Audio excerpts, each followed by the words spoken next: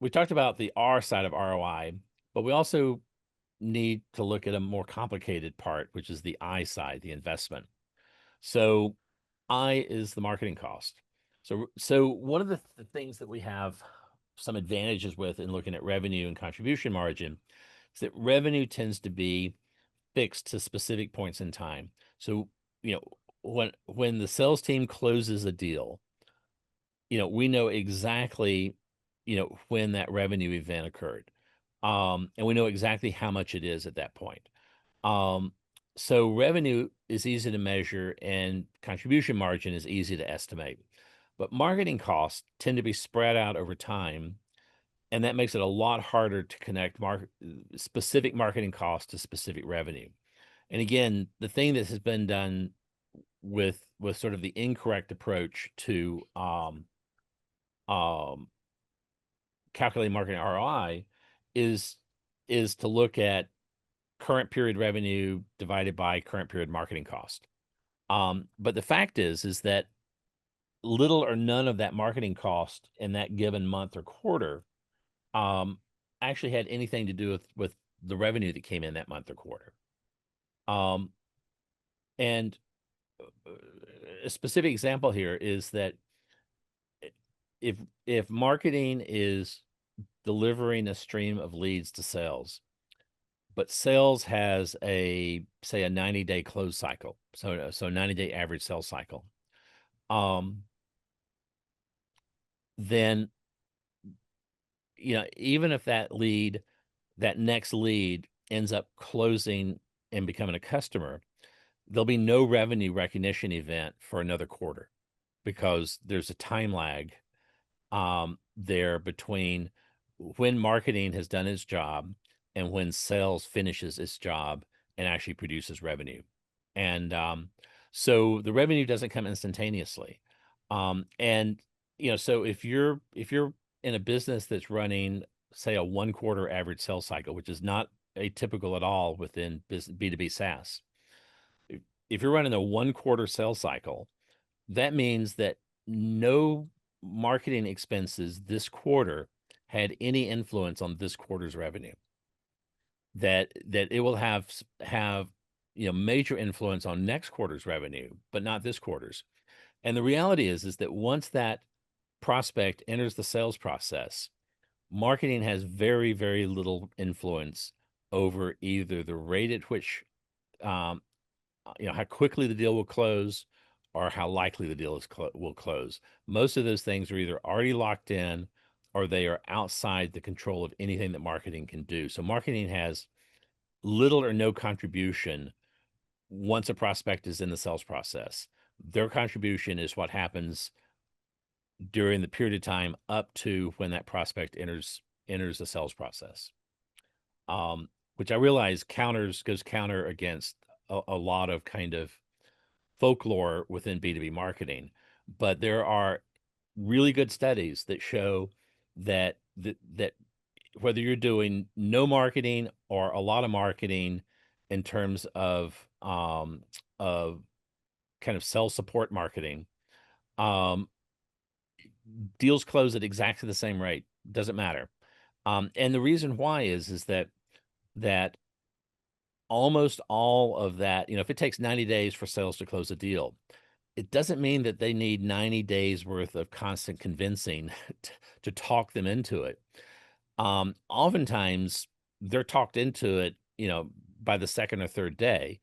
And the rest of that time is how long does it take for procurement to process the paperwork? How long does it take for accounting? I mean, for um, legal to review the contract? How long does it take accounting to set up a vendor record so that they can accept an invoice or a PO? And there's no email campaign you're going to run that will make legal review that contract, 1 day sooner. There's no email campaign you're going to run that's going to make procurement, get off their rear ends and process that paperwork 1 day sooner. And that's the bulk of why things take a long time to close, is there is a lot of internal machinery that has to go on within the customer that neither sales nor marketing have any control over. And likewise, the highest predictor of whether or not you're going to win a deal is whether or not you are in the day one consideration set, which is driven entirely by whether or not the buyer was aware of the brand well ahead of when they came in market to buy. And so, uh, so about 75% of what determines whether or not a particular product gets selected for final purchase is entirely determined by whether or not there had been good brand marketing done and the buyers, the key buyers were aware of the product and the brand before they had a need. So again, marketing has very, very little to offer to influence things once the sales process has started. Therefore, if we're trying to calculate an ROI, what we really have to look at isn't any marketing expenses during the time that the sales cycle is underway. You have to look at what marketing did before the sales process begins, and we'll look at that in a second. So, so I want to talk about kind of categories of expenses. So we have performance marketing, and then how to think about these in terms of figuring out how to allocate these historical marketing expenses to current period revenue. So performance marketing is basically focused on generating leads that sales will close over the next average sales cycle. It acts on the 5% who are currently in market, and it generally does a very, very poor to non-existent job of producing any kind of durable brand association for the 95% who are not in market. So,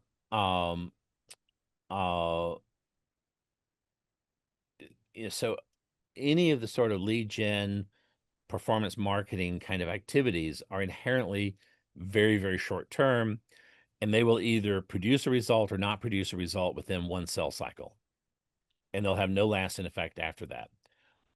Brand marketing will also produce immediate results. So this is one of the great misunderstandings in B2B marketing.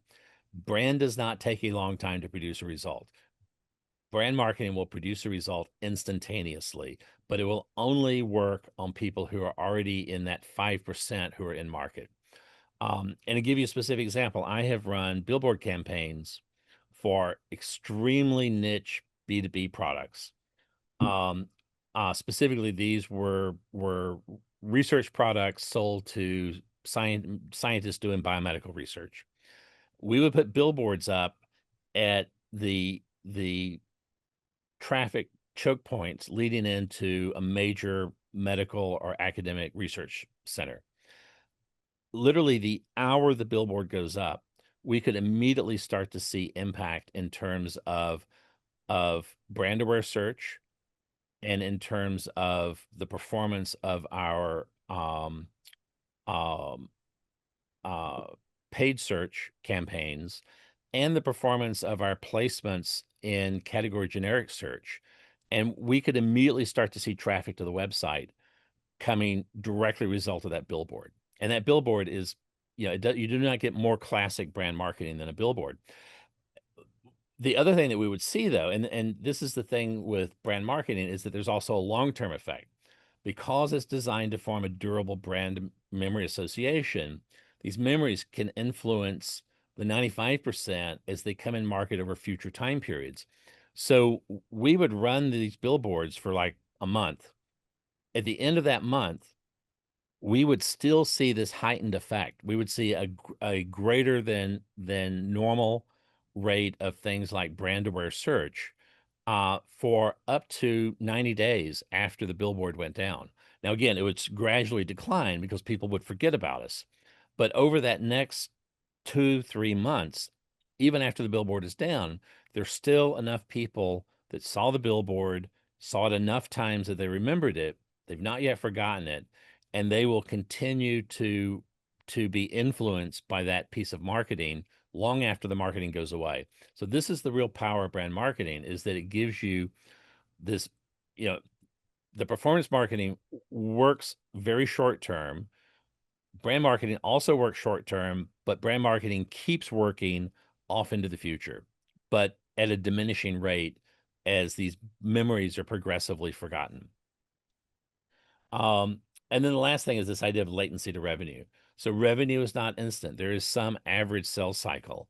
So once once a prospect enters that sales cycle, marketing's got little or no ongoing influence.